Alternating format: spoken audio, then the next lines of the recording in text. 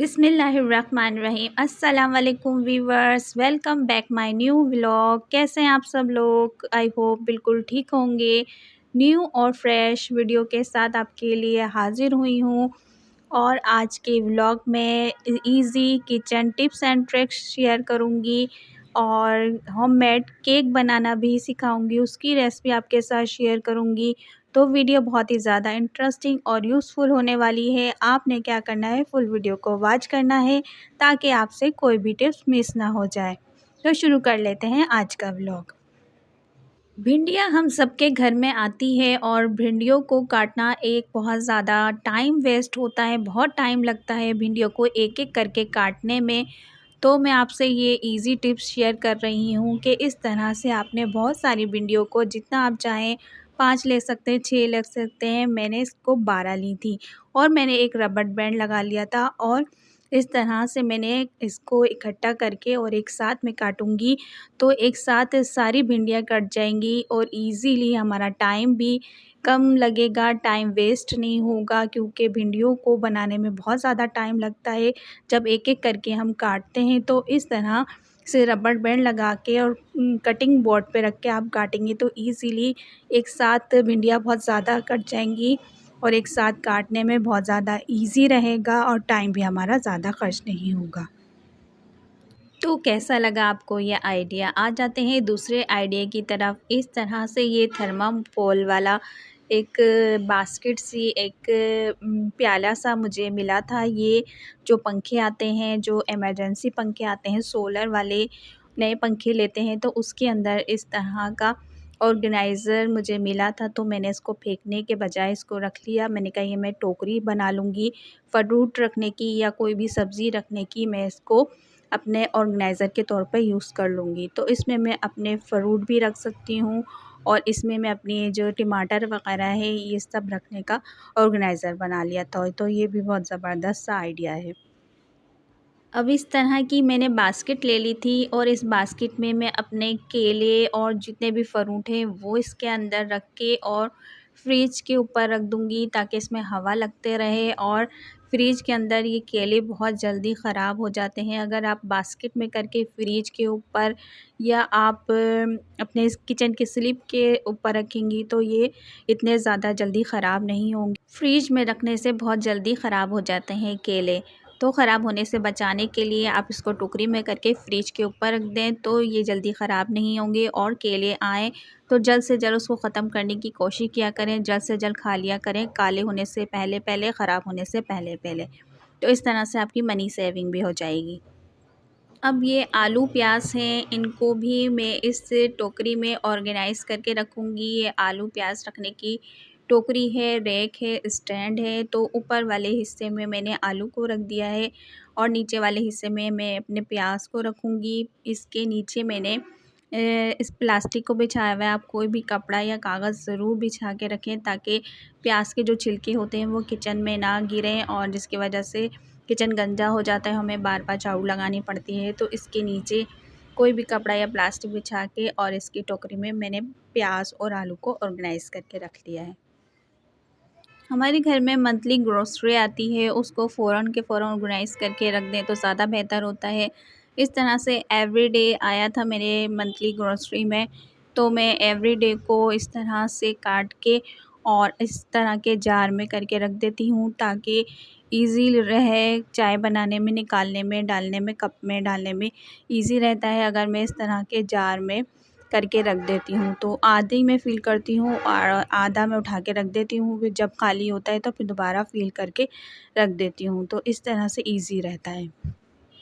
इस तरह एवरीडे को जार में रख के उसके अंदर स्पून भी डाल दिया तो इस तरह से मैं आधे इसमें रख दूँगी और जो बचा है एवरीडे उसको रबर बैंड लगा के और उसको शॉपर में करके रख दूँगी। फिर जब ये हमारे जार में ख़त्म हो जाएगा तो दोबारा डाल लूँगी। इस तरह बहुत ही ज़्यादा ईज़ी रहता है कप में डालने के लिए और जितना चाहे उतना यूज़ कर सकते हैं। अगर इसी तरह से एवरीडे को कप में डालें तो बहुत ज़्यादा गिरता है, ज़ाया होता है। अगर जार में करके रखें और फिर कप में डालें तो ये बहुत ज़्यादा ईज़ी रहता है। तो मैंने कप में भी इसमें डाल के और इसको अंदर कैबिनेट के अंदर ऑर्गेनाइज़ करके रख लिया था।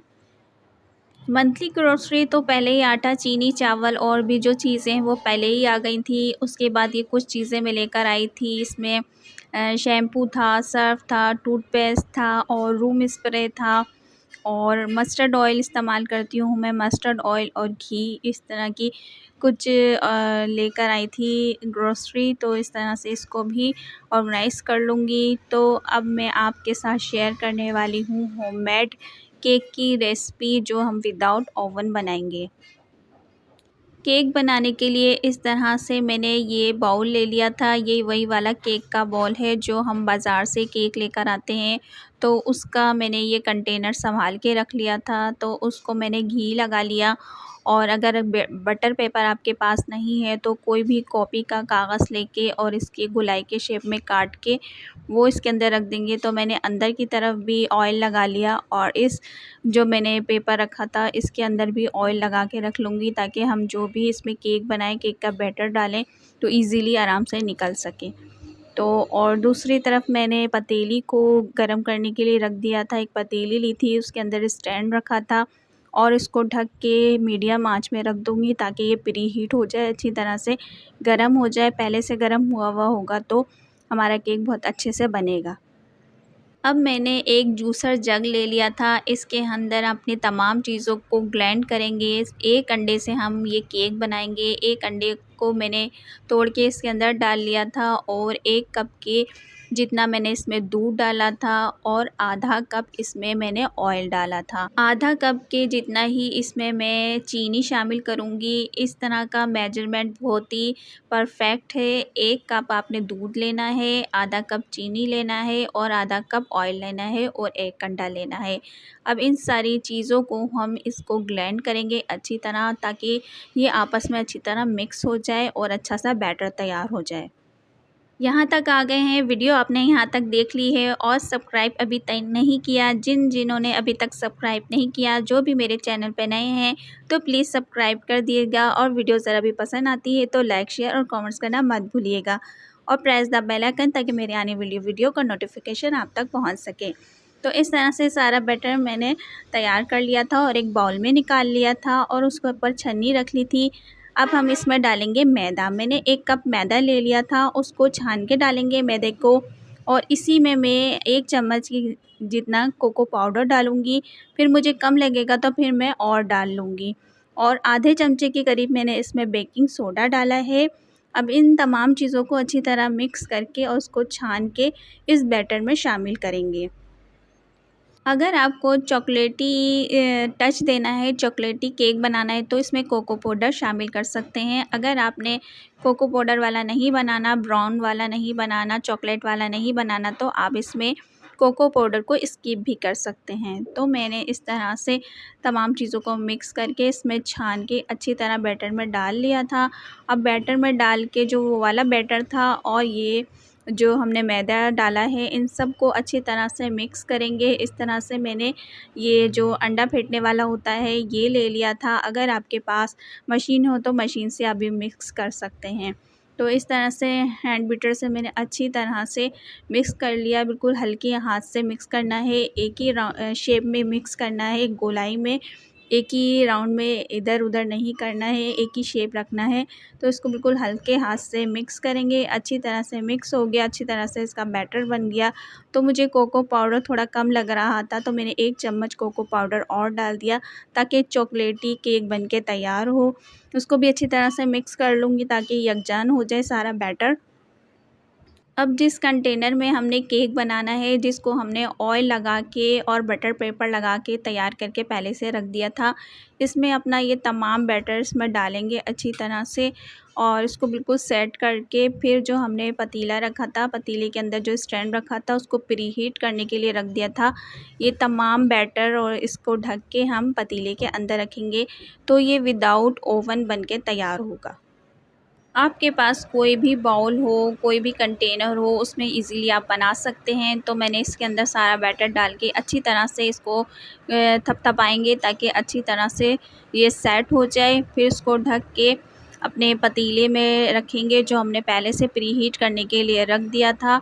पतीले के अंदर रखते हैं और इस तरह से स्टैंड रख दिया था ताकि ये अच्छे से, जिस तरह से ओवन को हम प्री हीट करते हैं इस तरह से पतीले को भी प्री हीट करेंगे। अब ये गर्म हो रहा था तो मेरा हाथ इसमें जल जाता, तो मैंने क्या किया, इसमें मैंने हाथ में ग्लव्स पहन लिया था और ग्लव्स पहन के फिर मैंने पतीले के अंदर रखा, तो इससे हाथ जलने का भी ख़तरा नहीं होगा। अब इसको ढक के 20 मिनट के लिए रख देंगे ताकि ये इजीली पक जाए। 20 मिनट के बाद मैंने निकाल लिया था, तो इस तरह से मेरा ये रेडी हो गया, पक के तैयार हो गया। विदाउट ओवन केक बन के तैयार हो गया। 20 से 25 मिनट लगे थे केक को बेक होने में, तो इस तरह से केक बन गया था। साइडों से निकाल के और उसको डिश में निकाल लेते हैं और इसके जो बटर पेपर था उसको अलग करके बहुत ही बहुत ही सॉफ्ट बन के केक तैयार हुआ था। उम्मीद करती हूँ आपको आज की रेसिपी पसंद आई होगी। ज़रा भी पसंद आई तो लाइक शेयर कमेंट्स करना मत भूलिएगा। मिलते हैं अगले नेक्स्ट व्लॉग में नए टॉपिक के साथ। तब तक के लिए अपना बहुत ज़्यादा ख्याल रखिएगा। Thanks for watching. अल्लाह हाफिज़।